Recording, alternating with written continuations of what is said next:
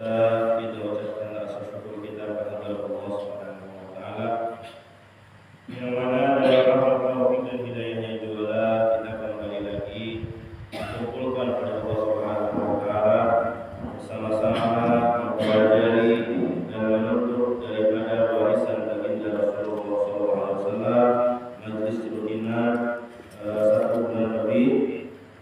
Kembali lagi kita kesininya itu 2 kali dan terasa umur kita pun berkurang daripada 1 bulan lebih. Mudah-mudahan dengan berkat kita mempelajari dan menuntut daripada warisan baginda Rasulullah, sekaligus kita tadi sudah mengucapkan salat isya berjamaah. Semoga Allah Subhanahu wa taala panjangkan umur kita di dalam taat ibadah, sehat walafiat, maupun segala hajat kita di dunia maupun di akhirat, dan apabila nanti kita mati pun dalam keadaan sempurna. Amin.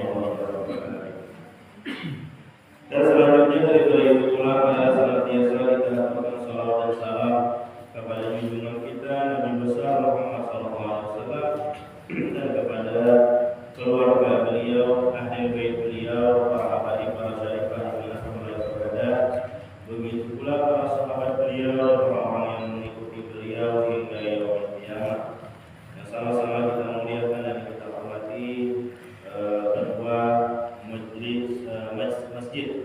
ketua masjid Nurul Falah, Darul Falah, Nurul Falah, ketua masjid Nurul Falah beserta jajarannya. Begitu pula sama-sama kita muliakan dan kita hormati tokoh masyarakat, tokoh agama, ketua kampung, khusus kepada Bapak Desa Sukamaju yang juga berada di tengah kita, Bapak Sopri sekeluarga, Bapak Haji Sakinah sekeluarga, dan seluruh kaum muslimin muslimat yang berada di sini. Malam ini kita membicarakan tentang masalah bersolat. Selain itu nanti kita setelah habis membahas tuntas bersolat, lalu kita akan membahas tentang bab sholat jenazah. Di dalam ilmu fikih itu paling panjang dari semua bab yang dibahas itu adalah bab sholat. Nah, di dalam ilmu fikih itu ada membahas tentang bab wudu, ada bab najis, ada bab sholat sunnah muakkad dan ghairu muakkad, ada pula membahas tentang haji, membahas tentang umrah, membahas tentang talak, bab nikah, dan banyak lagi yang lainnya. Tetapi kesemua itu tidak terlalu amat panjang. Yang lebih panjang itu membahas tentang bab sholat. Dan bab sholat ini mungkin tidak bisa untuk sekali pertemuan kita habis membahas secara tuntas. Nah, makanya seandainya tidak habis secara tuntas malam ini, itu sudah jelas tidak akan bisa habis dibahas malam ini. Maka insya Allah kita sambung pertemuan berikutnya sampai habis kita bahas tentang bab sholat. Baru kita bahas tentang bab sholat jenazah. Karena ini penting, semuanya pasti mati. Nah, jadi sholat jenazah ini sudah dikerjakan setiap kali ada orang yang meninggal. Nah, terus lagi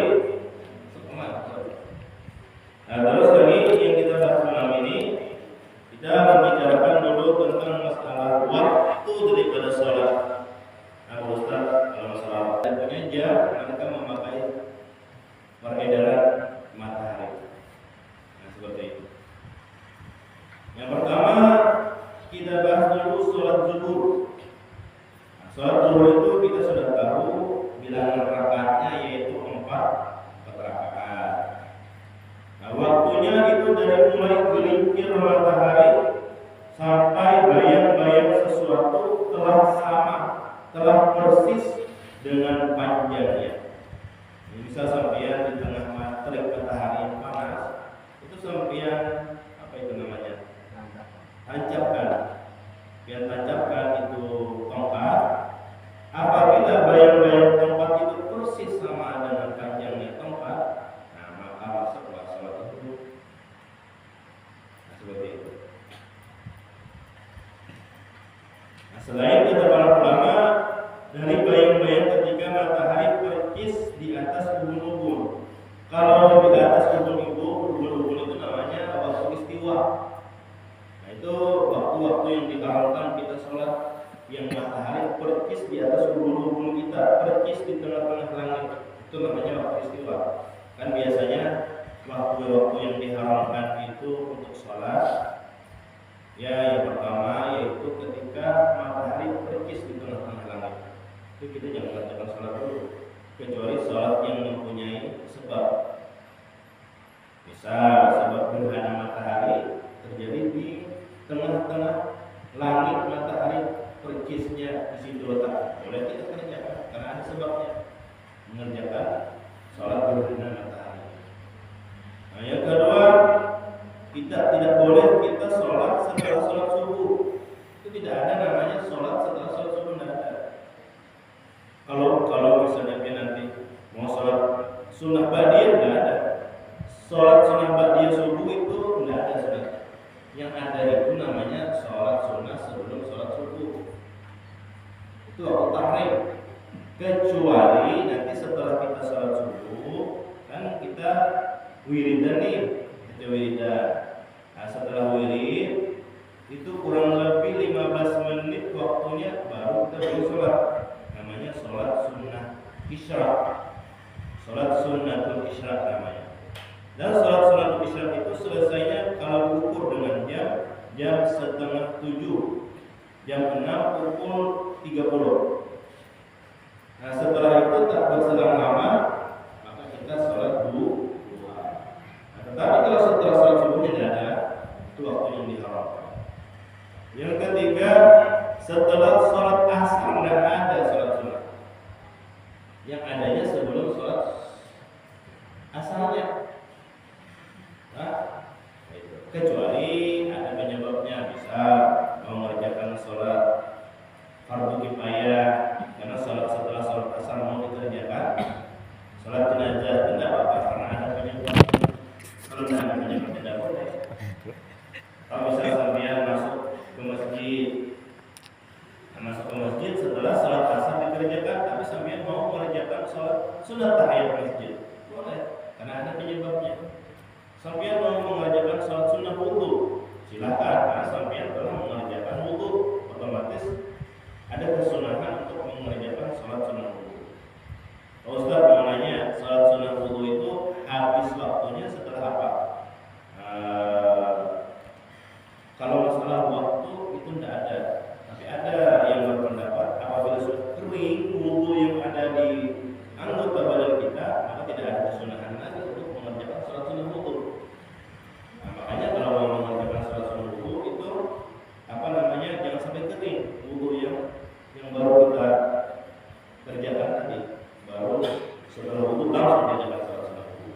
Itu di antara pekerjaan yang pernah dikerjakan oleh Rasulullah pun beliau tidak meninggalkan sholat sunnah wudu, pernah beliau kerjakan. Nah, seperti itu. Nah, satu. Yang kedua yaitu sholat asar. Kita sudah tahu pula, yaitu waktunya bilangannya 4 rakaat. Jadi kan kita ini masuk masjid, perlu lupa. Nah, sebelum kita lebih lanjut lagi membahas tentang sholat, mari kita niat i'tikaf dulu. Karena ini masjid rumahnya Allah, nah, maka kita dianjurkan niat i'tikaf. Bismillahirrahmanirrahim. Mari kita bersama-sama niat i'tikaf. Bismillahirrahmanirrahim. Nawaitu an a'takifa fi hadzal masjid sunnatan lillahi ta'ala. Sengaja aku berniat i'tikaf pada ini masjid sunnah karena Allah Subhanahu wa taala. Itu tiap kali kita mau masuk masjid ingat i'tikaf. Setelah apa? Setelah kita sholat tahiyat masjid.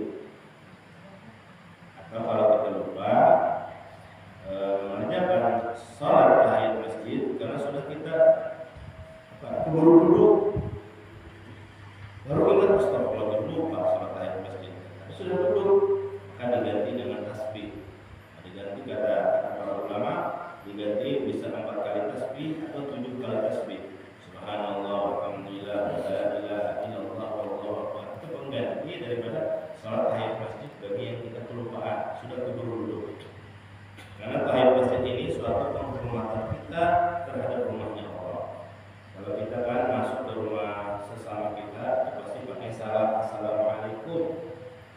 penghormatan kepada sesama kita, sesama umat Islam. Tapi kalau penghormatan kepada rumah Allah, tidak pakai assalamualaikum, tapi pakai sholat tahiyat masjid. Nah, seperti itu. Pak Ustaz, Pak Guru, kalau orang di rumah tidak ada gimana? Suami di kebun sawit, istri di arisan, kita sebagai anak baru datang sekolah, rumah kosong. Apa perlu salam assalamualaikum? Tidak usah. Ada para ulama salamnya diganti assalamu alaikum wa ala ibadillahis sholihin. Dan mungkin dah hafal. Itu kan bacaan salat. Kan kita at-tahiyyatul mubarakatus shalawatut thayyibatul lillah. Assalamu alayka ayyuhan nabiyyu wa rahmatullahi wa barakatuh. Assalamu alayka wa ala ibadillahis sholihin. Nah itu kita baca rumah kita ketika orang-orang di rumah tidak ada. Apa lo? Apa? Nah, mungkin apa? Kalau orang apa berarti tahu ada itu sholatnya amburadul. Nah itu salah kalau tidak ada orang di rumah. Oh Ustaz, kalau kita salam kayak gitu siapa yang jawabnya? Assalamualaikum warahmatullahi wabarakatuh. Yang jawabnya para malaikat yang Allah Subhanahu wa taala. Assalamualaikum bermula keselamatan atas kita wa ala ibadillahis sholihin, dan atas hamba-hamba Allah yang saleh.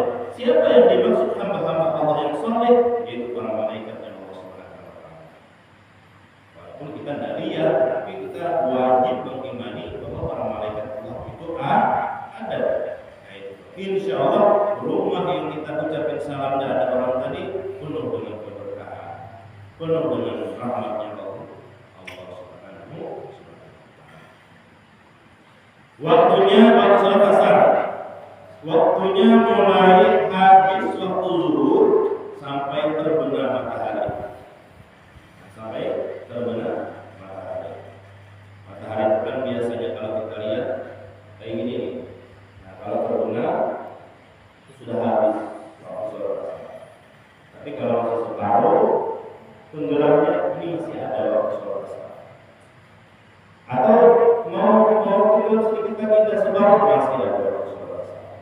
Tapi kalau sudah tenggelamnya bulatnya itu sudah habis sholat asar. Nah ini apa namanya, orang-orang dulu walaupun mereka tidak punya jam, tidak punya HP, tidak punya jam dinding, tapi mereka menjaga dengan sholat lima waktu. Pertanyaannya bagaimana kalau dengan kita yang punya jam mahal, yang punya HP mahal, yang punya jam dinding, bahkan sampai sekarang ini zaman modern ini bukan kita aja lagi yang aja, HP-nya pun ikut aja. HP-nya aja tapi orangnya molor. Ya. Ini kepintaran dalam Banjar. Orangnya anak HP-nya aja orangnya molor. Kan kayak apa lagi kita syukurnya? Kurang apa lagi kita syukurnya? Sampai waktu ada dua HP. Apalagi kalau kalian punya aplikasi Muslim Pro itu. Muslim Pro itu di mana kita berada, pasti dia berganti wilayahnya. Misalnya, ulun wilayah Penumpang Hilir, asalnya di Gelombang Ulun, asal ada jaringan aja. Kesini ulun maka ulun lihat Muslim Pro berubah kecamatan Gelombang Hilir. Masya Allah, kurang apa lagi kita syukur kita. Kalau itu jangan sampai kita jam yang larang, tapi waktunya murah bagi kita. Siapa itu? Yaitu mereka orang-orang yang melalaikan kewajibannya terhadap Allah Subhanahu wa taala. Jangan sampai jam dinding mahal, jam tangan mahal, HP mahal, tapi tidak sholat. Itu waktunya murahan itu. Naudzubillah min. Nah beda nanti Pak kalau sholat subuh. Nah kalau sholat subuh itu kalau mataharinya itu walaupun separuh keluar, sedikit keluar sudah habis waktu sholat subuh. Beda dengan sholat asar tadi lah. Ini kalau kita namanya matahari, jam 2 kan separuh aja masih ada waktu, itu sholat asar. Jam 2 tadi kan apabila separuh masih ada waktu, itu kalau sholat asar. Kalau sholat subuh yang separuh, kalau separuh ini keluar mataharinya, apalagi nongol semuanya, ya habis waktunya. Kalau separuh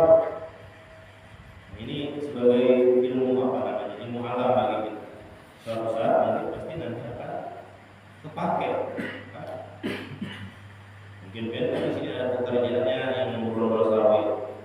Dan mungkin setiap waktu bawa jam, bawa HP. Jadi ini dihimbau kepada orang-orang yang suka yang pekerjaannya yang ditentukan itu sesibuk apapun kita jangan tinggalkan sholat. Nanti kalau sampai misalnya ke pekerjaan, terutama yang mengurus sawit, bawa sajadah, bawa air untuk wudhu, cari nanti akibat di mana. Ustaz, ulun kalau begawi, kalau kerja itu lupa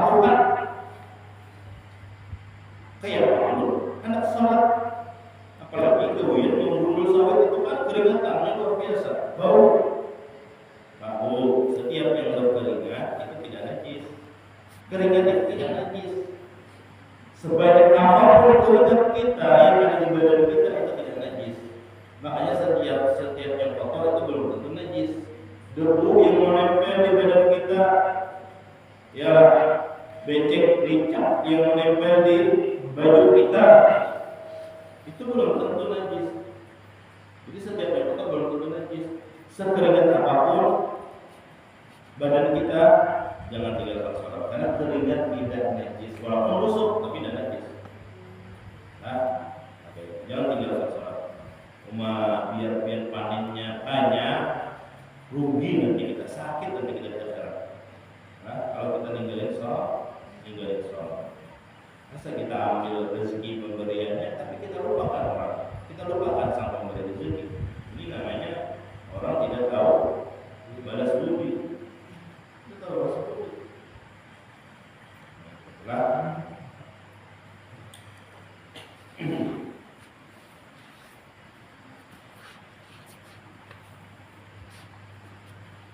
Hingga sembahyang maghrib, 3 rakaat, waktunya mulai terbenam matahari. Kalau sudah tenggelam matahari, masuk salat maghrib dan habis salat asar.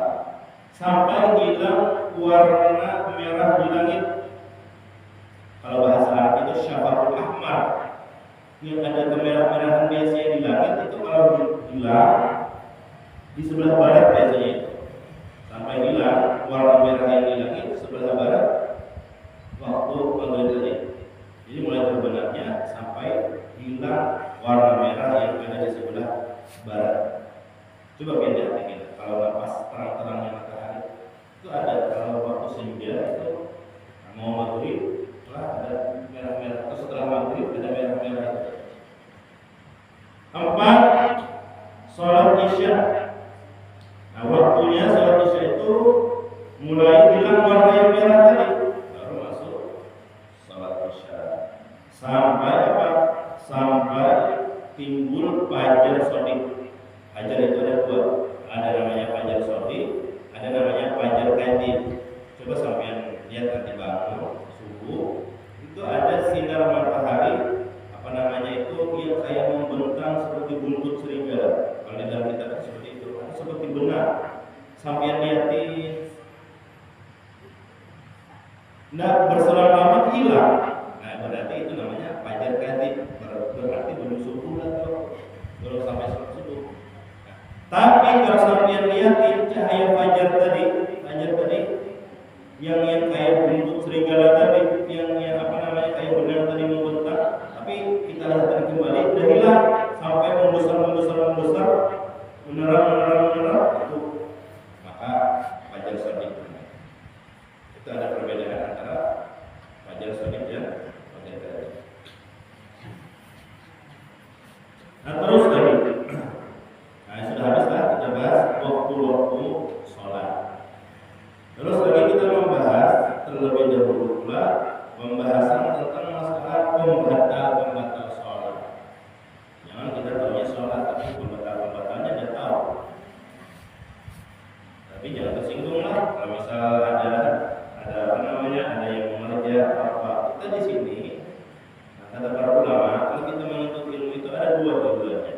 Yang pertama menjunjung tinggi perintah Allah dan Rasulnya, dan yang kedua kepengen memperbaiki ibadah kita yang telah rusak. Jadi seandainya kita kena perbaiki,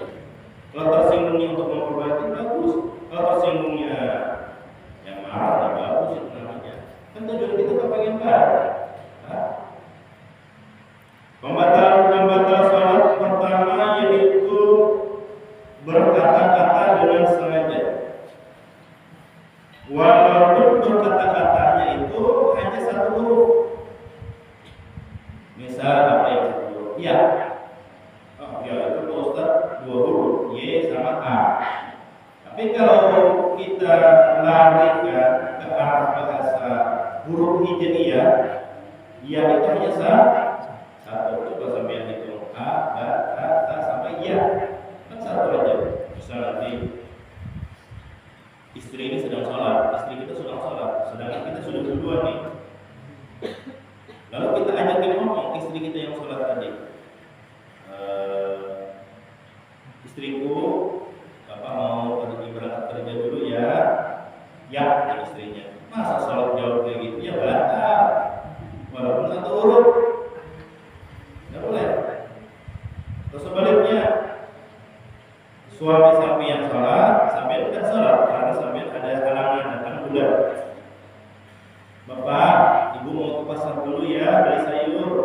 Kita sholat nih. Ya batal. Walaupun satu huruf.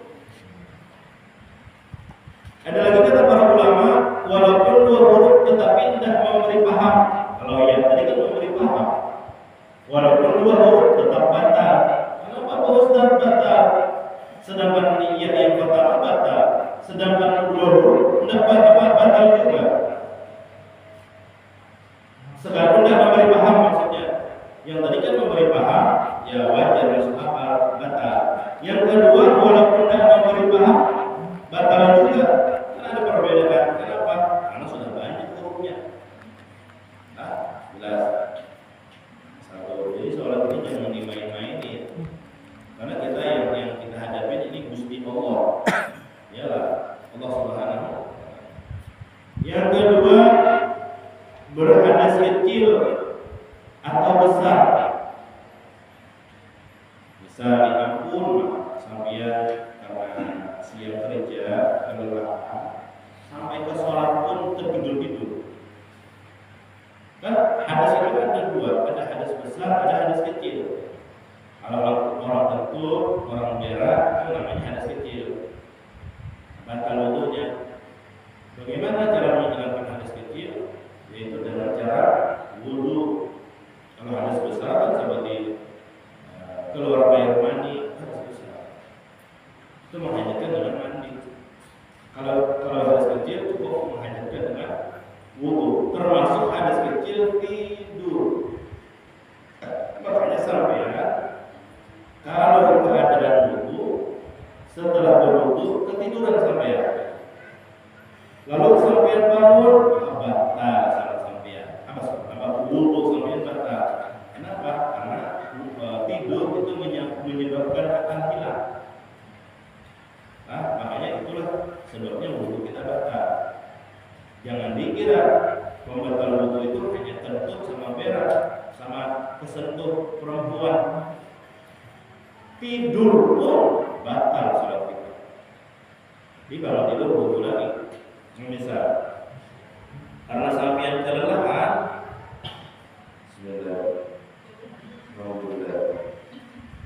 lalu ketiduran sampai tertidur.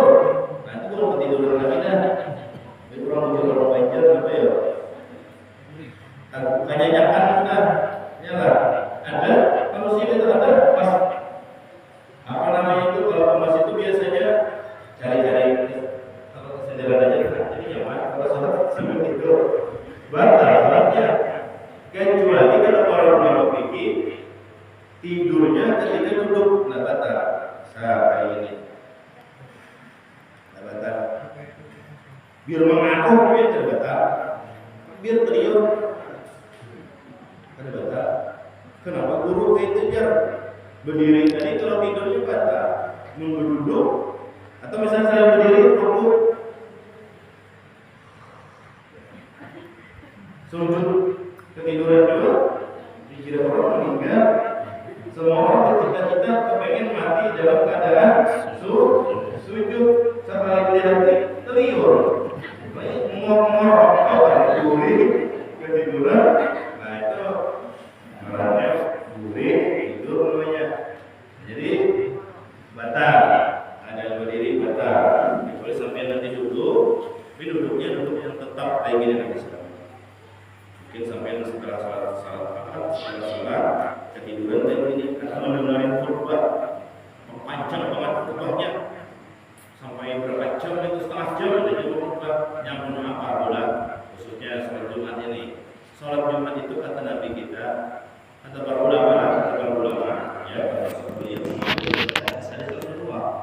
ciri orang yang mengukur itu alim, berilmu, sholatnya tidak panjang.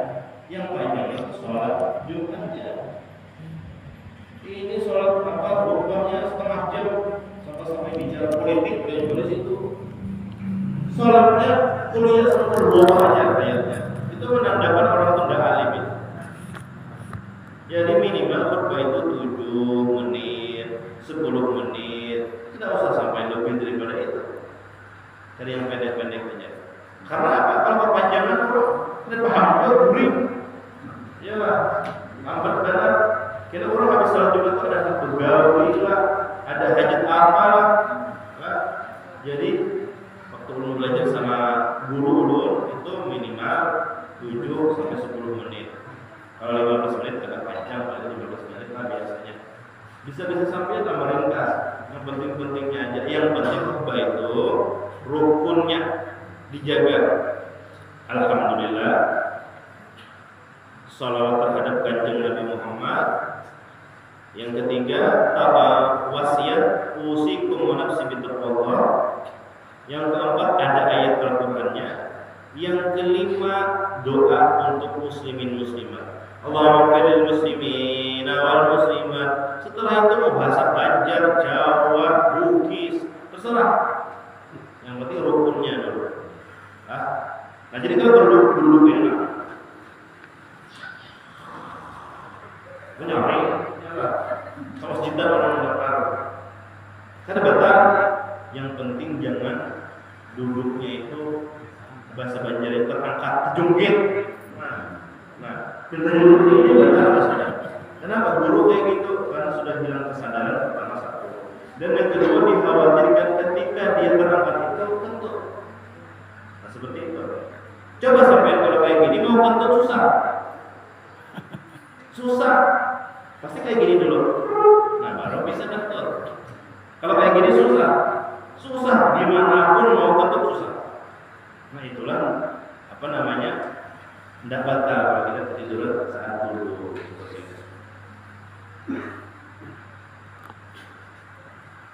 Dua sekali. Terus lagi yang ketiga, membiarkan terbuka aurat. Misal saking derasnya apa namanya itu kipas angin. Misalnya kan aurat perempuan itu seluruh batang tubuhnya ketika sholat kecuali muka dan dua tangan. Makanya ini hati-hati untuk perempuan. Ini khususnya perempuan. Satu helai saja rambut kita kelihatan sholat, maka sholatnya tidak diterima oleh Allah. Batal sholatnya, karena itu adalah aurat. Makanya bagus kalau ada di masjid, di mushola itu disediakan cermin. Entah itu di dekat tempat wudhu, atau di dekat kamar mandi, atau di belakang sini ada cermin khusus untuk perempuan melihatin mukanya kalau ada rambut sebelah yang keluar, maka tidak sah karena aurat. Dan terus untuk perempuan kalau sujud itu ingat jangan sampai disujudin itu apa namanya mukenanya. Ada di sini pada perempuan ada di sini. Tolong ambilkan, saya praktikkan dulu. Ambilkan. Tidak apa-apa kita belajar harus ada prakteknya supaya tidak salah lagi. Tapi bukan bencong lah, bukan. Bencong itu asal biasa. Contoh aja, mukanya kepalanya aja. Ada. Ini banyak perempuan yang tanpa dia sadari sujud di atas kain mukenanya sendiri, maka tidak sah sholat. Kita kalau sujud di tempat sejadah kita, bukan di atas kain mukena kita, tidak sah. Karena sujud di antara sesuatu yang kita bawa bergerak mengikuti kita berdiri, maka tidak sah sujudnya. Kenapa? Karena kita bawa mukena tadi berdiri hidup juga, ada ketinggalan di bawah. Nah, sebab itu tidak sah. Kepalanya aja.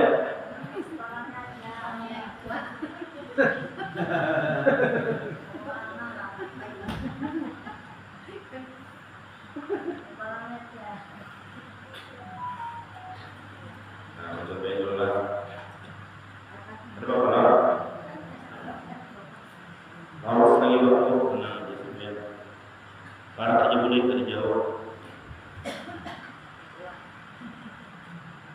Jadi ibu-ibu kalau mau beli mukena itu pertama ini ulun saranin cari yang ada cincinnya itu, apa namanya itu? Kalau kita pakai baju cincinnya terkait di sini. Nah, supaya apa? Supaya nanti kalau kita ngangkat tangan untuk saling tidak ulur ke bawah. Kalau ulur ke bawah, otomatis kelihatan juga.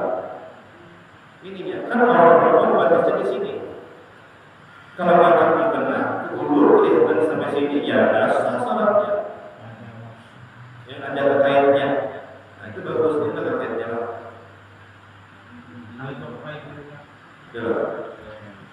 Belum. Nah, ada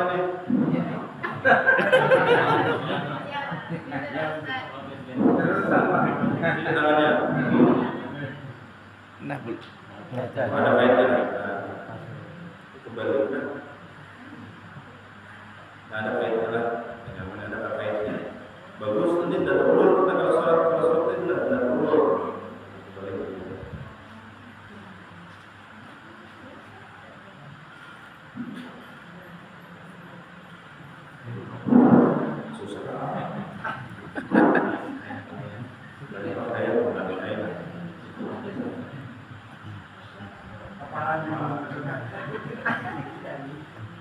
biasa pakai. Nah, cincinnya di mana biasa diperlukan? Besar hebat. Oh.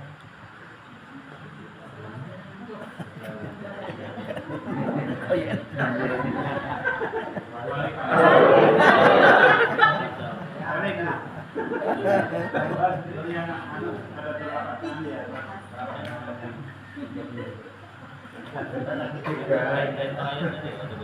Jadi ini punya anak-anak ini kayaknya. Ada orang. Iya. Nah, ibu-ibu perhatikan, bapak-bapak nanti kalau tidak dulu kan ada halangan mungkin kalau orang itu tidak boleh masuk masjid. Nah kecuali nantinya Pak Ustaz sebenarnya dulu mau pergi untuk ilmu kembali di masjid ini, cuma ada halangan.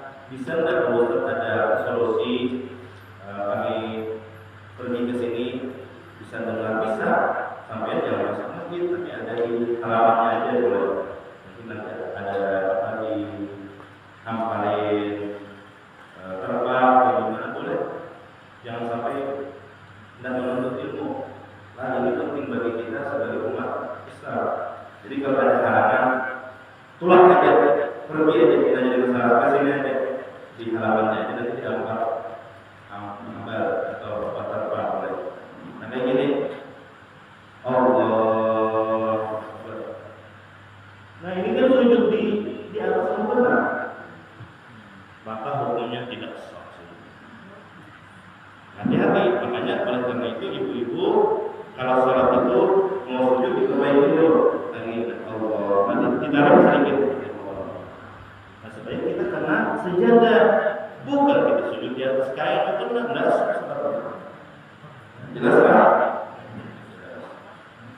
Siapa aja kalau panitia ada di hambal apa terpal situ di samping sini nanya, kedengaran aja di kurban. Nah, supaya wawasan kita masalah ilmu ini semakin bertambah. Kasihan ibu-ibu yang anak tolak, ada awal karena haid, siapa aja di samping sini ada terpal hambal yang halus itu, kurang berapa kali kayak itu kan? Ya, muat 10 orang atau apa? Nah seperti itulah ibu-ibu lah.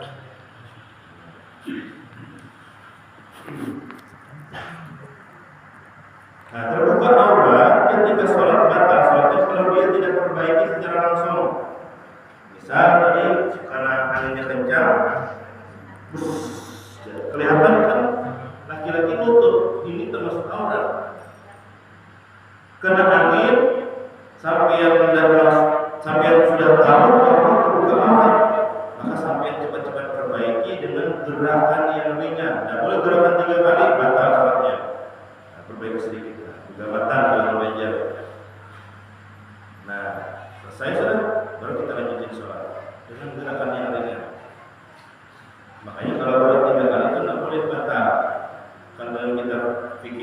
anggota-anggota yang besar bergerak selama 3 kali, yang mana gerakannya ya bukan gerakan sholat maka batal sholat.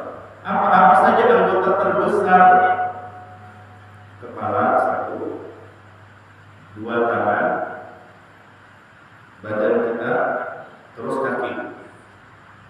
Kalau anggota-anggota kecil mulut, mata, kening, tidak apa-apa. Kita beribu-ribu kali tidak apa-apa kayak gini. Jadi masalah. Mata menjerit-jerit kayak gini. Tidak apa-apa. Cuman hukumnya makruh.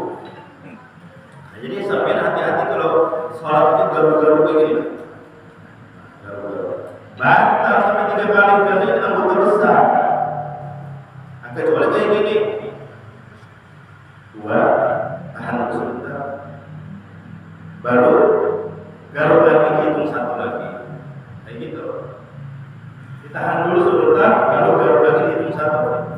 Nah, ada menggaruk itu tidak batal, dan 1000 kali kita garuk tidak batal, tapi kata para ulama dengan garukan yang anggota kecil seperti ini. Nah, nih, jadi telunjuk. Sampai misal batal di posisi perut, paha nih. Nah, 1000 kali sampai garuk ini dapat batal. Karena ini dianggap anggota ringan. Batal. Dan kayak gini tadi, ini anggota besar tadi yang bergerak. Sampai kayak ini tadi lah, garuknya lah. Atau anggota besar yang berbeda-beda. Tangan yang bergerak 1, badan 2, kaki 3 yang batal. Walaupun beda anggota, tapi berturut-turut selama 3 kali. Seperti itu.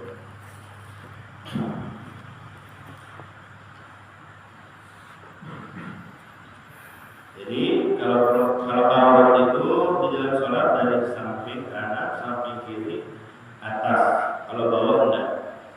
Dan dianggap aurat kalau dari segi bawah di dalam sholat. Misal kita tidak pakai celana dalam nih, langsung sarung aja. Kalau kita sholat, kan ketika kita mau sujud itu kan biasanya kelihatan ini. Tidak apa-apa dari aurat kalau dari bawah.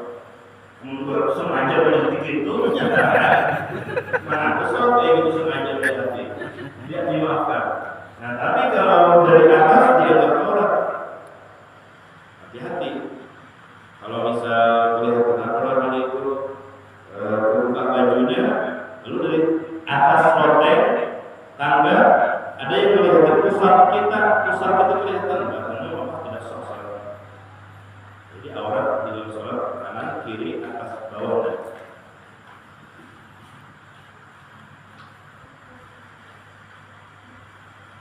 yang keempat, membelakangi kiblat. Itu jelas sudah. Dimanapun sholat kalau membelakangi kiblat ya batal, sholatnya tidak sah.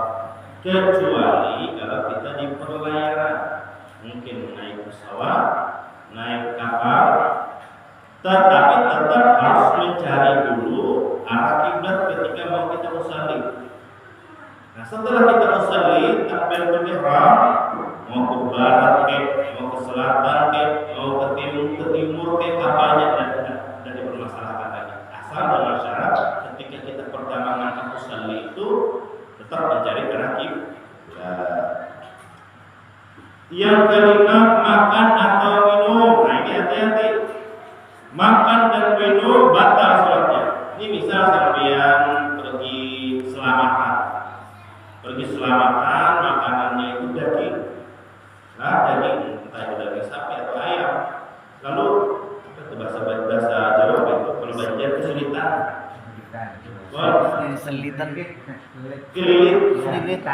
Keselilitan. Ya keselilitan di gigi. Lalu sampean sholat isya. Ini sudah ada daging nih. Mau saya. Ya, telah. Wah, itu hanya kesulitan betul. Karena dihukumin makan. Hanya hati-hati. Anak-anak wajar tidak punya akal biasanya sholat sama apa baru permen, ya lah. Kalau sudah dewasa ya baru permen kok, terlalu benar. Nah itu tidak boleh kata Rasulullah. Jadi bagaimana solusinya? Solusinya apakah kita ditahan ujung mengejar di kulung-kulung? Ditahan aja, jangan kulung-kulung. Kalau kita takut, kalau kita ketelan, caranya seperti ini. Sampai keluar sedikit ke bibir, sudah sampai di bibir dagingnya, baru sampai ambil keluar pegangan. Sudah, tempel di baju sampai ada masalah. Yang kayak gini, baju bawah. Kita beli baju aja, ya, selesai lagi. Seperti itu. Jadi dikikis sama lidah, keluarkan di bibir, baru yang bisa letakkan. Nah ini banyak pula yang tidak tahu bahwa itu adalah termasuk sholat yang batal. Kalau maaf, jelas-jelas bahasa Indonesia lah, bahasa Banjar, itu kan bisa kan. Padahal kalau bahasa Banjar apa orang ngaji itu ya. Mungkin bahasa Banjar, tapi kalau Banjar itu bisa beredar paham. Dia orang Jawa, tapi bisa bahasa Banjar. Pokoknya biar mulai awal sampai habis banyak ketawaan aja. Ayo masih di daerah Pomo. Habis kita ketawaan. Dia mau bahasa Indonesia lalu apa lucu-lucu. Tapi kita kan mencari lucunya juga ya Pak. Kita yang kita cari adalah ilmu. Rame ngomong bahasa Banjar dia.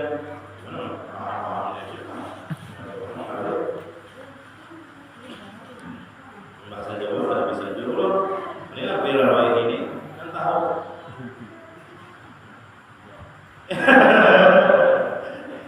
Eko isnya masih ada. Eko apa namanya? Dulu apa? Eko dulu ya. Itu sudah ada klarifikasi, tapi jangan dipanjang-panjangkan lagi. Beliau sudah minta maaf, lah. Jangan dipanjang-panjang lagi. Edit foto beliau itu apa yang ada gambar perempuan macam-macam dibilang iblis ya Allah. Beliau sudah taubat, orang yang bertaubat, orang yang minta maaf itu kekasihnya Allah. Seburuk apapun masa lalu kita, kalau kita taubat dan mengulangi lagi taubatan nasuha, itu dianggap kekasihnya Allah. Hati-hati kalau kita dia ngatain masih. Hati-hati. Beliau bahkan mengundurin diri dari ajudan presiden khusus, ajudan presiden khusus. Itu menyadari ini masalahnya diperpanjang, ada kata tipis, ada yang ini tapi itu kayak perempuan. Beliau sendiri yang dijunjung esnya, tidak boleh kita kayak gitu. Padahal sampai masalahnya yang orang dikata-katain yang romantis itu pun menerima apa beliau, bahkan berpelukan dengan senyum yang luar biasa. Kenapa kita sebagai netizen ini yang mengacau dunia maya ya Allah ya Rasulullah. Jadi besar-besar lagi dikaitkan dengan politik masanya. Ini ya dulu bukannya duit kalau yang itu wilayah itu kan biasanya kalau banyak followernya VIP banyak duit biasanya ya kayak ngasih game itu kan. Terus sampai TikTok itu banyak artis jagoan TikTok. Ya ada kasih gift singa, ada gift apa itu gift paus itu saat nilainya ada ratusan sampai jutaan. Ya kalau bisa main TikTok Pak. Ini kalau bisa ya Pak. TikTok. Jadi tidak usah dibesar-besarin. Beliau sudah minta maaf. Jadi jangan hina pekerjaan apapun itu, jangan hina walaupun dipandang sebelah mata. Memang penjual ST itu kan kalau kita anggap apa ada duitnya itu hasilnya lah. Kalau pandangan secara zahir itu memang pekerjaan hina, tetapi kalau kita pandang secara hakikat itu pekerjaan yang mulia, pekerjaan yang luar biasa dengan keringat beliau sendiri yang halal pula. Seorang petani pun itu kan kalau kita pandang secara zahir, seorang petani padi, petani sayur-sayuran itu kalau kita pandang secara zahir itu orang-orang yang terkebawahkan, orang-orang yang terpinggirkan. Tapi kalau kita pandang secara hakikat, siapa yang ngasih makan selama ini makanan yang bergizi siapa? Siapa yang kasih kenyang perut kita ini siapa? Kalau ada mereka yang berani panas hujan-hujanan nanam sayur, nanam padi, nanam terong apa segala macam,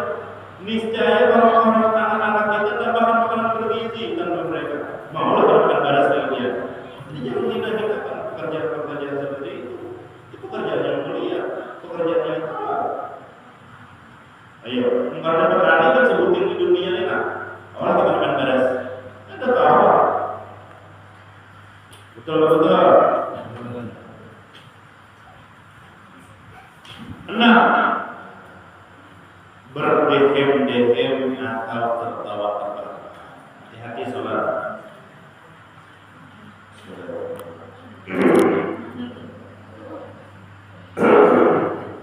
Batal saudara. Karena kata para ulama fikih, berdehem itu mengeluarkan suara. Sama dihukumkan seperti seperti berbicara. Jadi hati-hati. Apalagi sama-sama saling menggoda seperti itu lah. Ada calon menantu, calon istri di belakang, saling menggoda. Batal sebabnya. Nah, kata para ulama fikih lagi, kecuali dia berdehem itu di tempat-tempat yang wajib. Di antaranya tempat-tempat yang wajib baca Fatihah. Seandainya kalau dia tidak berdehem, niscaya dia tidak bisa melanjutkan Fatihahnya. Otomatis ya sholatnya tidak diterima karena Fatihah adalah rukun. Bismillah. Tidak bisa lanjutkan dalam berdehem. Baru bisa melanjutkan tidak apa-apa.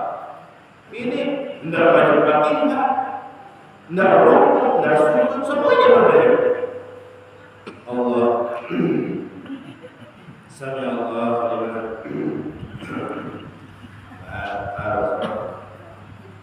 mohon maaf Pak, yang di suratnya biasanya kayak gitu. Sudah jangan berdehem jangan.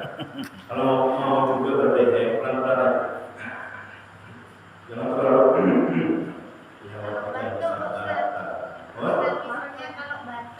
Nah, kalau batuk itu apa namanya?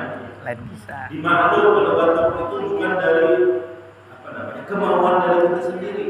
Kalau berdehem itu kemauan kita. Tapi kalau batuk itu biasanya datang mendadak, sama bersin, mendadak, sama menguap. Tahu kan menguap? Angop. Mangap. Wow. Nah, kalau mangap itu kata ulama, kalau kita mangap ketika sholat, Allah Taala dalam kitab itu lagi dalam kitab Allah Taala yuhibbul atas dan Allah Taala itu suka orang-orang yang bersih. Walakin dan tetapi Allah Taala benci sama orang-orang yang apa itu namanya menguap. Kalau bersih kan menghilangkan penyakit. Kalau menguap itu kenapa Tuhan benci? Karena syaitan masuk satu. Yang kedua bikin pemalas. Coba aja kalau orang menguap, pasti di bawahnya ada guring aja, pengen santai. Banyak Tuhan tidak suka kalau orang menguap itu. Nah, ulama mengajarkan kita ketika kita sholat menguap, maka usahakan menutupnya dengan sekemampuan kita, mulut kita sendiri. Seperti ini. Nah, kalau bisa, ya kalau nggak bisa ya kayak gini. Nah, batal ada 3 kali. Kalau Rasulullah Nabi kita Muhammad di antara kelebihan beliau tidak pernah maaf, tidak pernah menguap. Kenapa? Karena dilindungi oleh Allah Subhanahu wa Ta'ala. Tidak punya ambayan, Rasulullah tidak punya ambayan. Kenapa? Karena Allah tidak suka ambayannya pun diinjak-injak oleh Rasulullah. Lalu bagaimana dirinya secara langsung? Jadi Rasulullah itu tidak punya ambayan, malah pun tidak pernah dilindungi oleh Allah Subhanahu wa Ta'ala. Wajar dia kekasihnya. Jadi maaf kalau bisa kayak ini, hanya pakai mulut ini. Ulama mengajarkan kita kalau mengambil itu kayak gitu. Pakai zahir tangan kiri. Nah, bukan kayak gini, masuk, masuk. Jadi pakai tangan kiri, tapi zahirnya bukan batinnya. Nah, kalau contohkan lagi. Nah, kayak gini cara mengambil. Ini sunnah punya kayak gini. Dan jangan pakai suara, kalau bisa jangan pakai suara. Karena menganggap bersuara seperti itu sama seperti suaranya syaitan. Syaitan suka kayak gitu suaranya. Jadi kalau usahakan jangan pakai suara. Nah seperti itu, nah hanya Pak itu suara itu. Nah, jadi dimaafkan.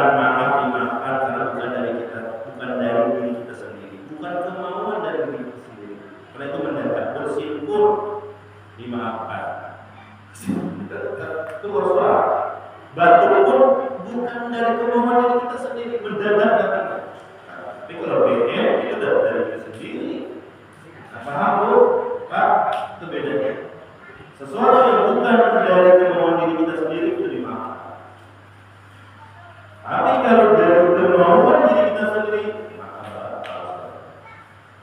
Sudah jelas?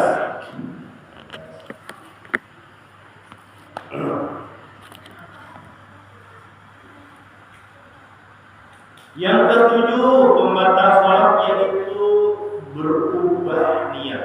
Berubah niat. Ini semuanya Pak ada 10. Nah, 10 santai aja kalau nyender atau gimana Pak? Ya, masih ada kurang lebih 20 menit. Sanggup? Jadi berubah niat. Kalau sampean ketika sholat sudah bisa 1 rakaat dapat nih, sudah dapat 1 rakaat sholat maghrib. Ini kan rakaat kedua.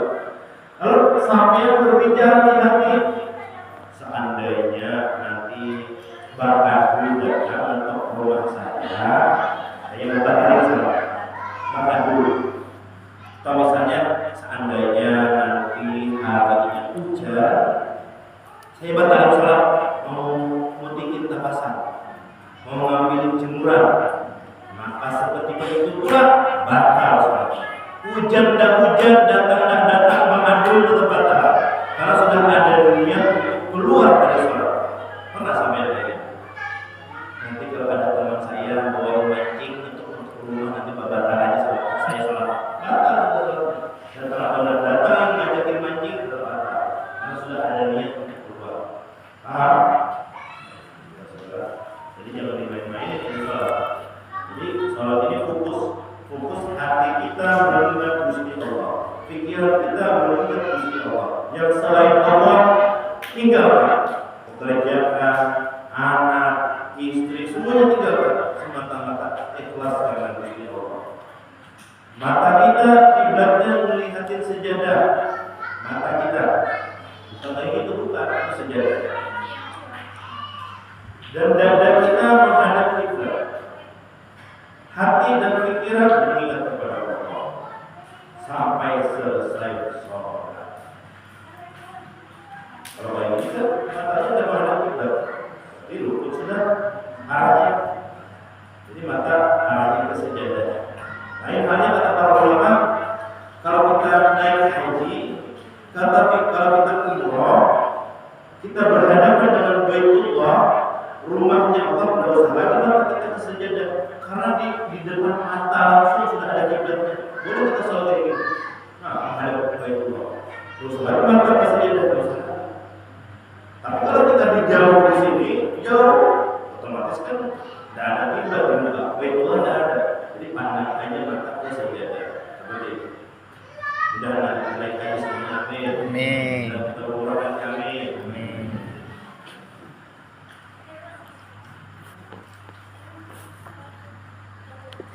Yang ke-8 yaitu murtad. Itu jelas sudah.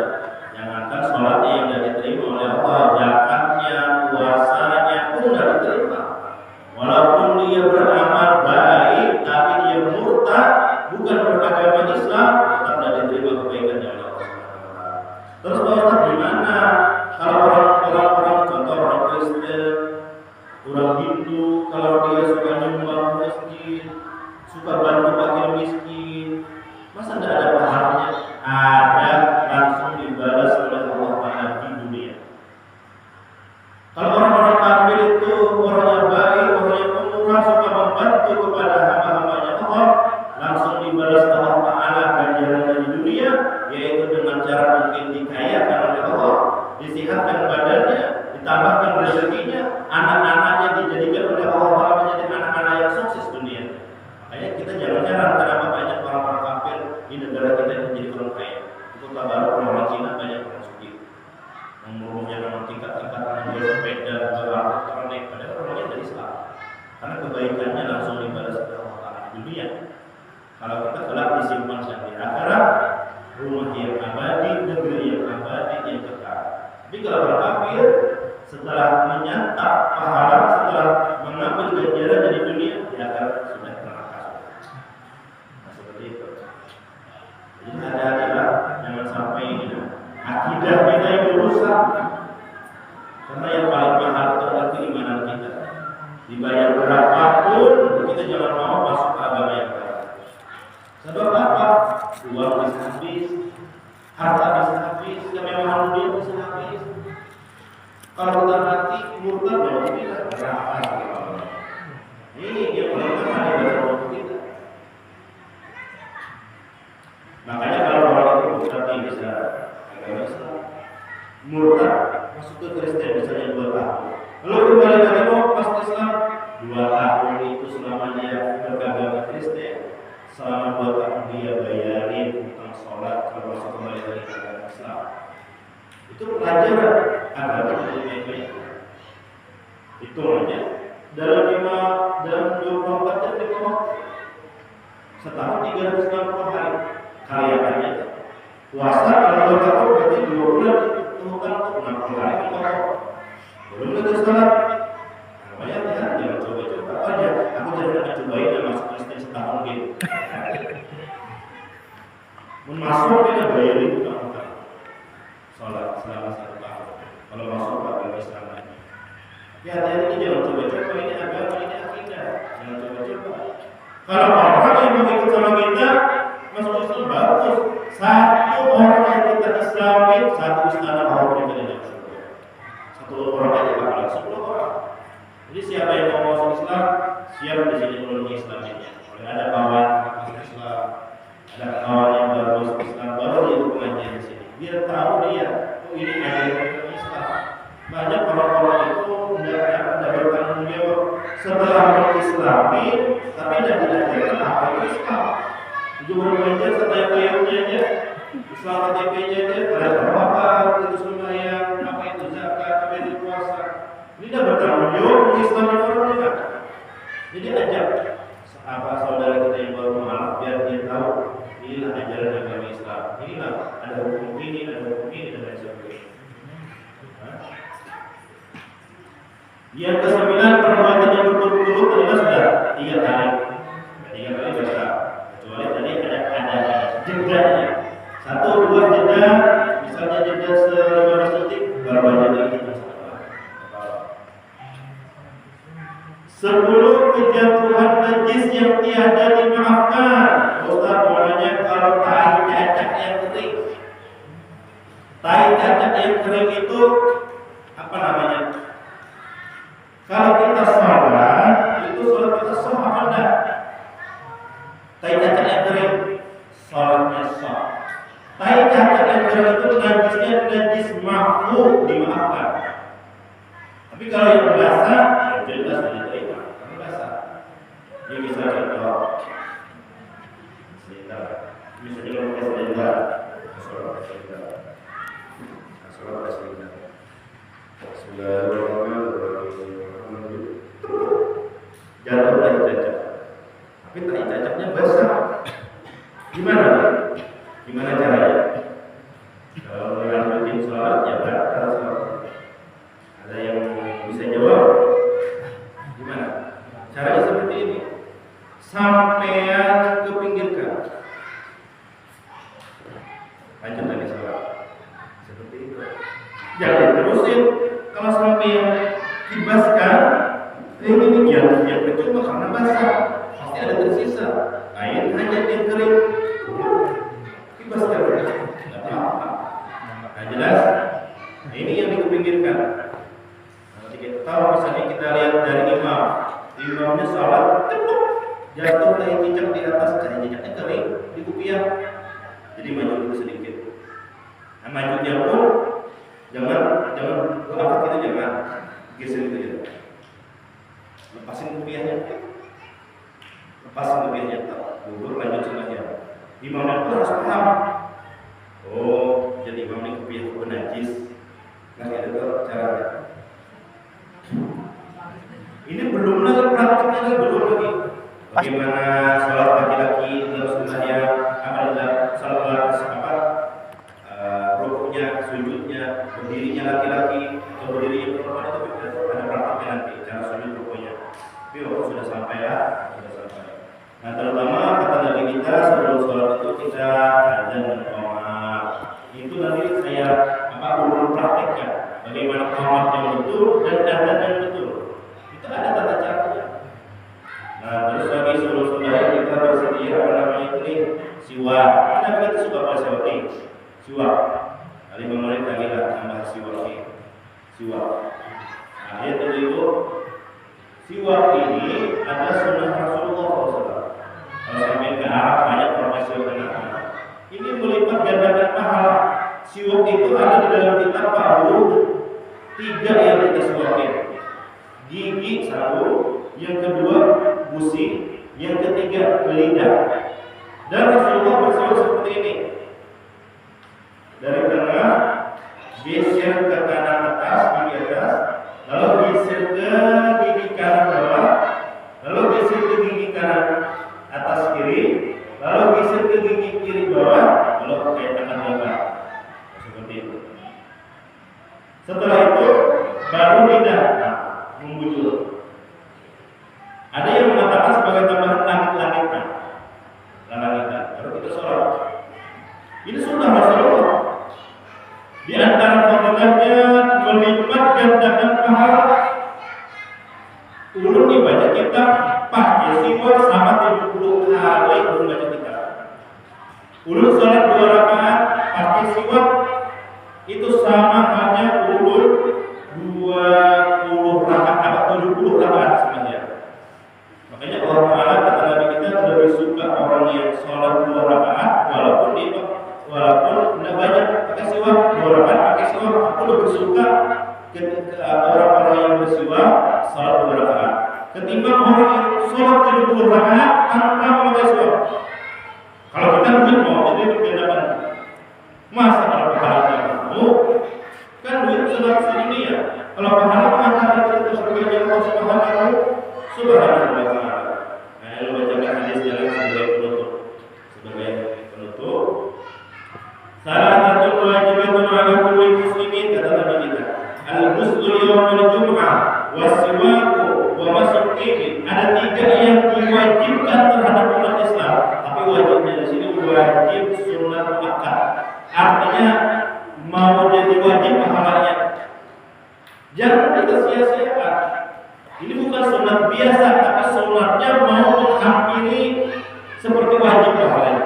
Yang pertama, al-ghuslu yaumul jum'ah kata Nabi kita mandi di hari Jumat. Apa ya? Kalau ini bacaan kita mandi hari Jumat. Bismillahirrahmanirrahim.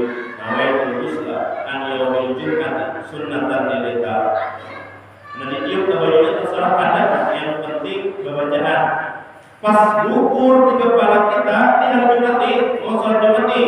Pas gugur, pas jatuh airnya di atas kepala kita, sambil ngomong di hati, sengaja aku niat mandi di hari Jumat sunat Allah. Nah ingat nih, jangan hanya sekedar mandi aja, tapi nggak bacaan. Itu satu. Itu sangat dianjurkan. Nabi kita setiap kali mau sholat Jumat di hari Jumat mandi bacaannya kayak tadi. Kalau ada hafal kita yang Arabnya boleh pakai latinnya. Yang dalam hati sengaja gitu.